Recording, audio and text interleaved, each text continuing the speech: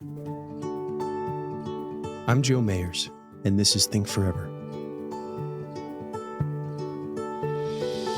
On today's episode, it's a story of faith. We'll see two women making an impossible decision, and how the promise of eternity with Jesus outweighs even the most brutal persecution on earth.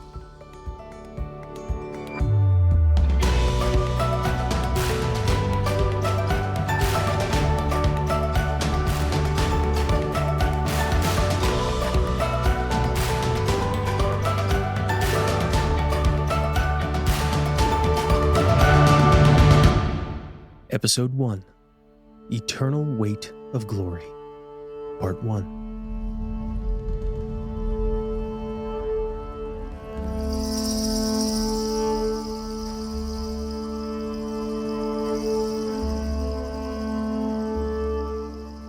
The heat was oppressive. The summer sun hung over the city of Carthage like an unyielding verdict, a judgment pronounced by the heavens themselves. Shopkeepers gave up and hid under whatever shade they could find at the expense of haggling on the streets. Civilians crowded the baths of Antonius, looking for a little respite before the big show. Felicity readjusted her veil and swiped at the bead of sweat threatening to drip down her face, remembering Perpetua's instruction.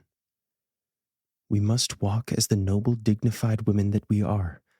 We must not allow them to think of us as anything else. Felicity snuck a quick glance at Perpetua, walking alongside her. She was standing tall, regal even, marching toward her fate like royalty, her bronze skin shimmering in the sunlight, her big hazel eyes staring decisively ahead of her. Perpetua was always the embodiment of everything she encouraged her friends to be. Felicity breathed a big, unsatisfying breath of hot air and stared ahead of her. It was strange how ordinary this day seemed, aside from the heat.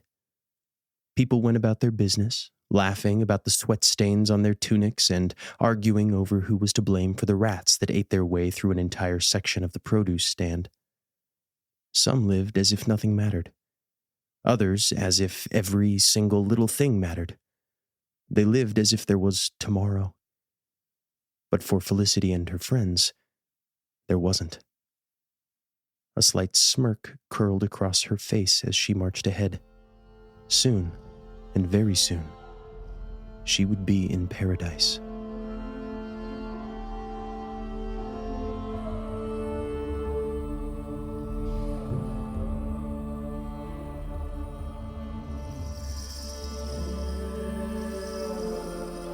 It all started at a Bible study. Felicity never would have pictured her and Perpetua associating with Christians, let alone calling them their friends. With the vast array of gods available for the people of Carthage to worship, the God of the Bible seemed too exclusive, too demanding, too jealous. From the little she knew, he claimed to be the only way to salvation, which seemed silly before she knew him. But there she was, meticulously studying every word she read in her Bible, counting herself one of them, a Christian. So how did she end up there? Monica, that's how. Monica was Perpetua's mother and one of Felicity's favorite people in the world. Felicity had lived with Perpetua and her family in their modest palace on the cliffs of Carthage for as long as she could remember. Monica and Amilcar, Perpetua's father, had taken Felicity's family in as slaves. Felicity was born out of wedlock, and because of this, her family had become pariahs in Carthage society, making it nearly impossible to build a life. Monica and Amilcar had compassion for the young couple and hired Felicity's family, offering them a room, dependable income, and an education for Felicity. However, what started as a transactional relationship quickly turned into a family. Felicity loved Monica and Amilcar, and they loved her, so much so that even when all their other children had moved out, Felicity decided to remain in their home as a slave, even after she became an adult. Just 3 days after Felicity's 20th birthday, Monica came through the front door of their house with cheeks flushed and eyes sparkling. "Felicity, run!" Go get Perpetua and Adonis. Tell them we need to have a family meeting. I have news to share." Felicity ran like her life depended on it. She was 6 months pregnant at this time, so she was not entirely speedy, but what she lacked in speed, she made up for in determination. She had no clue what this news could be, but Monica's urgency was out of character, so Felicity knew it must be important. Perpetua lived just up the road with her husband Adonis and their new baby boy, Milo. All of them made it to the house within minutes. That day, Monica told her family about Jesus, the Messiah who claimed to take away the sins of the world. She decided to devote her worship entirely to this one God. Having grown up in a pagan world, this was strange for the entire family. Not only that, it seemed utterly foolish. Emperor Septimus Severus recently issued an edict that strictly forbade anyone from converting to Christianity or Judaism. The penalty for disregarding this command was certain death. "What is wrong with you?" Amilcar questioned his wife, voice quivering. "Don't tell me you're willing to risk your life and our family's life because of some silly story." Amilcar looked at Monica with harsh, bulging eyes. His thick black eyebrows contorted into a menacing, monstrous stare. Her decision would cause damage to her entire family's position in society. His big, gruff hands trembled. "How dare you go against the gods of our fathers? How dare you put our very reputation at risk? How dare you make me into a mockery and a fool?" "If you only knew what I know, Amilcar," Monica replied. There was no lack of confidence in her voice. While there was a definite risk, and while Amilcar was in a rage, Monica's determination left her children with a curiosity they couldn't shake. That Sunday, Felicity and Perpetua, along with baby Milo, found themselves sitting in the home of Satyrus, a priest who lived in a tiny row house in the heart of the city. They needed to hear for themselves this gospel he was preaching. Satyrus was a small, jolly man. He had chubby cheeks, a balding head, and a smile that lit up his whole face. Whenever he talked about the cross of Christ, his eyes glistened with tears, and when he shared stories of the apostles and the early church leaders, he spoke of them and their writings as if they were his best friends.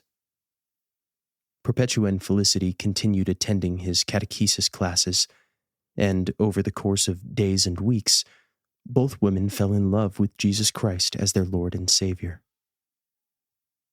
Felicity never felt this amount of joy and elation in her life. She was a sinner, more sinful than she ever imagined, but she was loved in more extensive and pervasive ways than she could ever hope. Her whole life would be different because of that fact. On this particular night, the fated Bible study when everything began, they attended one of their final lessons before their baptism. This night, however, the always joyful, exuberant Satyrus had an air of sober resoluteness in his voice. "My precious disciples, Revocatus, Saturninus, Secundulus, Perpetua, Felicity," he sighed, looking at each of his friends in the eye as he said their name. "Do you understand what's ahead for you?"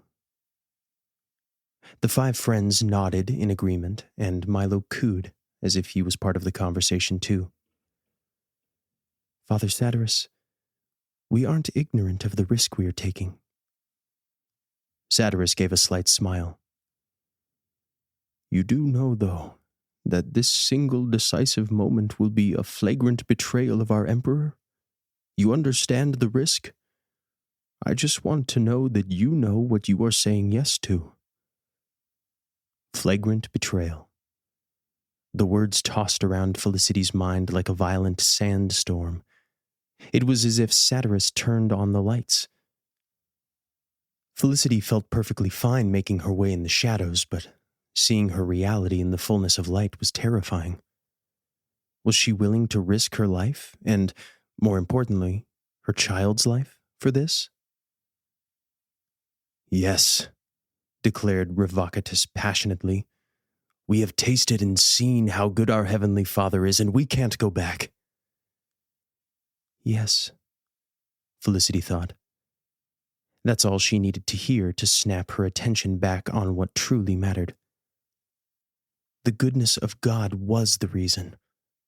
She longed for quick assurance like her friends. "I can hear the genuineness in your voices," Satyrus replied, his big rosy cheeks swelling as he smiled at his friends. "Well then, let us celebrate." The rest of the night was full of feasting and laughter.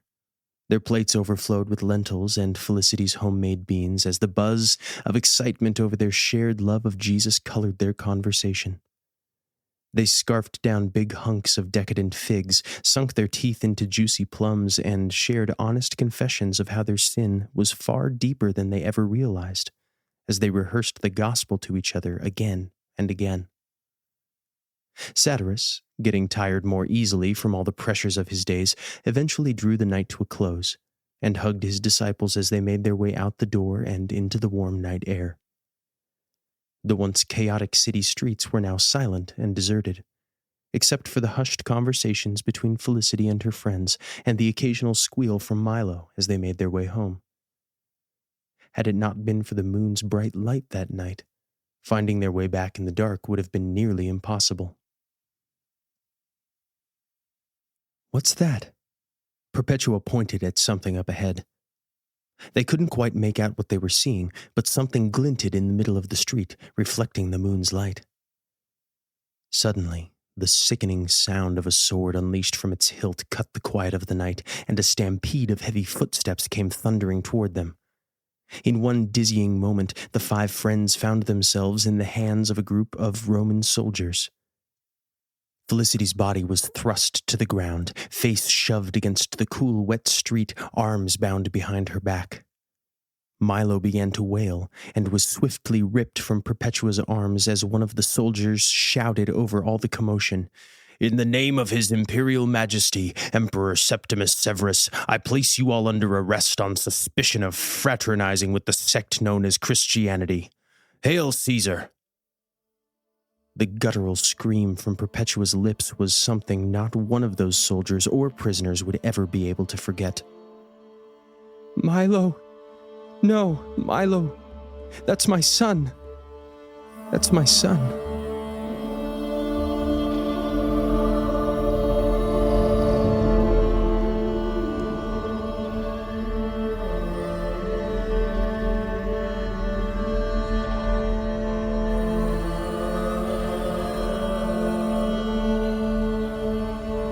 The next morning, Felicity awoke to the quiet sobs of Perpetua, her chest soaking wet from her leaking breasts, the sour smell of breast milk filling the room.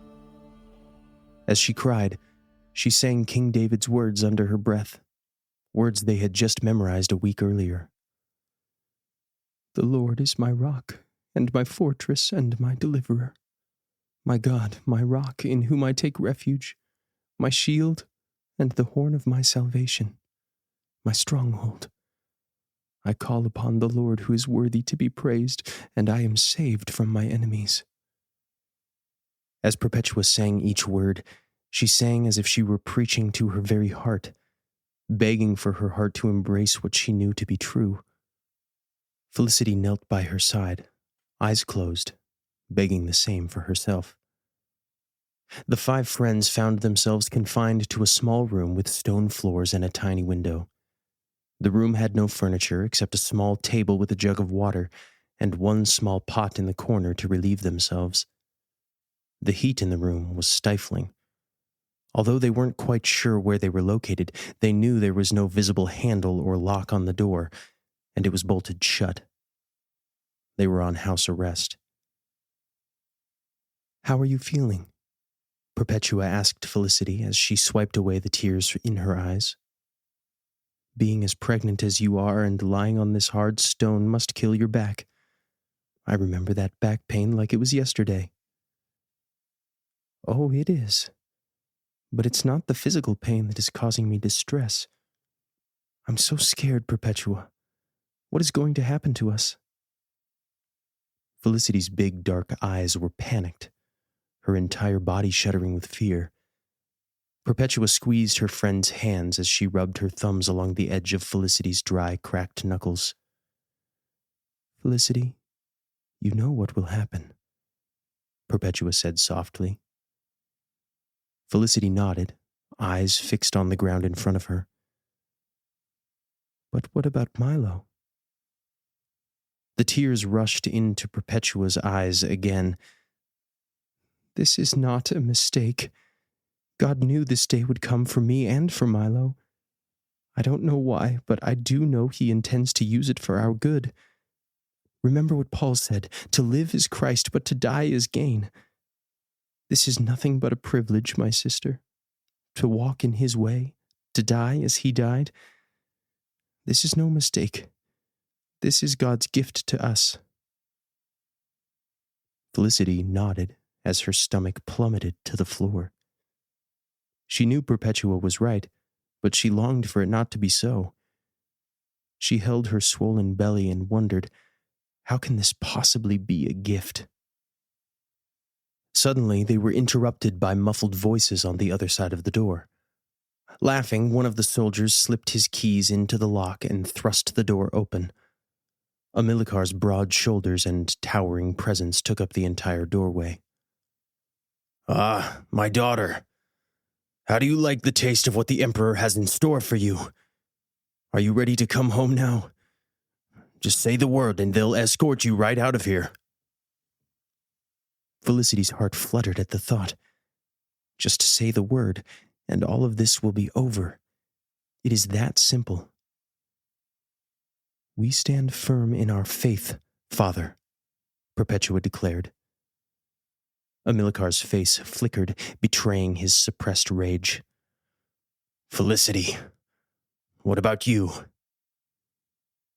Felicity, shoulders slumped and gaze fixed at the ground, didn't say a word. She knew Perpetua was right. They couldn't deny who they were. Christians who had given their full allegiance to God. There was an easy way out of this, but that way would completely betray who they were and who they belonged to. Even so, there was so much loss, and Felicity didn't have the strength to move on from it as quickly as Perpetua.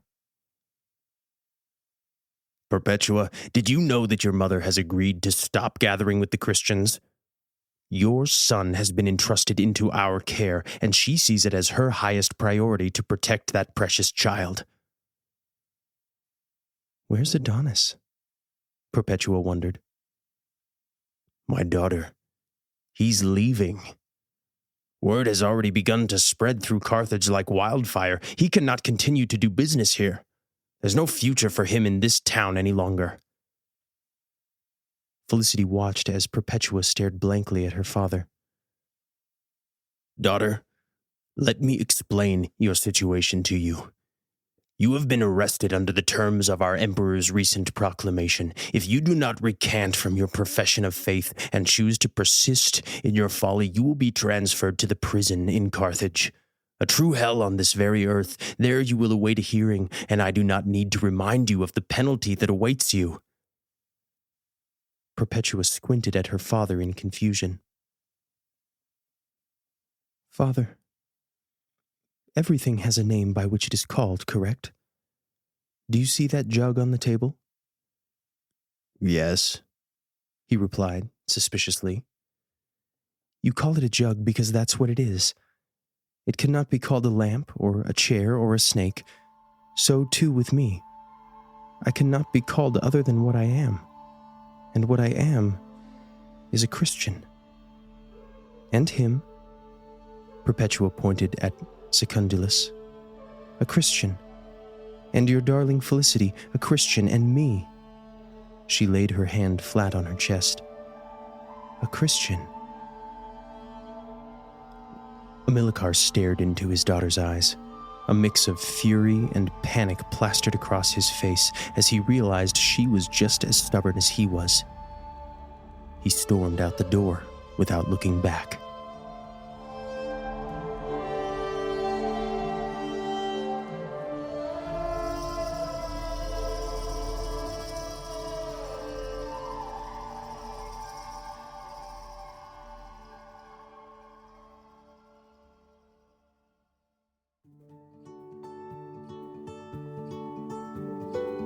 Thank you for listening to this episode of the Think Forever podcast. It was written by Alyssa Pobletti and performed by me, Joe Mayers.